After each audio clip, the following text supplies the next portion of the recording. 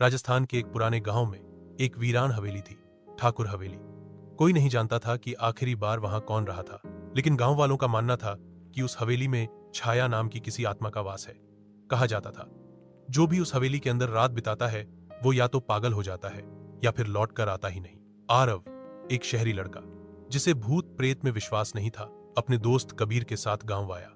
उसने गांव के बुजुर्गों की बातों को मजाक समझा और ठान लिया कि वह उसी हवेली में एक रात बिताएगा। कबीर ने बहुत समझाया, आरव, यह सिर्फ कहानी नहीं। कई लोग वहां गए और वापस नहीं आए, लेकिन आरव ने हंसते हुए कहा, डर सिर्फ कमजोर लोगों को लगता है। रात को 10 बजे आरव हवेली में दाखिल हुआ। टॉर्च की हल्की रोशनी में उसने जाले, टूटी दीवारें और एक पुराना झूला देखा जो बिना हवा के हिल रहा था। उसने ऊपर की मंजिल पर एक कमरा देखा, उसका दरवाजा खुद खुला। आरव ने कैमरा ऑन किया और वहां घुस गया। कमरे में एक टूटा फूटा आईना था।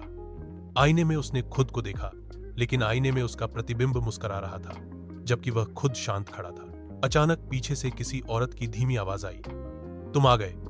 आरव ने पलटकर देखा, एक लंबी धुंधली छाया, बिना चेहरा, बिना आवाज, लेकिन आंखें जलती हुई। वह पीछे हटने लगा, लेकिन दरवाजा बंद हो चुका था। उसके फोन की बैटरी अपने आप खत्म हो गई। तभी वह छाया धीरे धीरे उसकी तरफ बढ़ने लगी और कमरे की दीवारों पर खून के निशान उभरने लगे। अगली सुबह कबीर ने पुलिस के साथ हवेली का दरवाजा तोड़ा। कमरे में आरव नहीं था, सिर्फ एक फटी डायरी और दीवार पर लिखा था, जो आईने में देखे वो बाहर नहीं रह पाता। गांव में आज भी लोग कहते हैं, रात को उस कमरे में कोई छाया अब भी घूमती है, और अगर किसी ने आईने में झांक लिया तो वो छाया बन जाता है।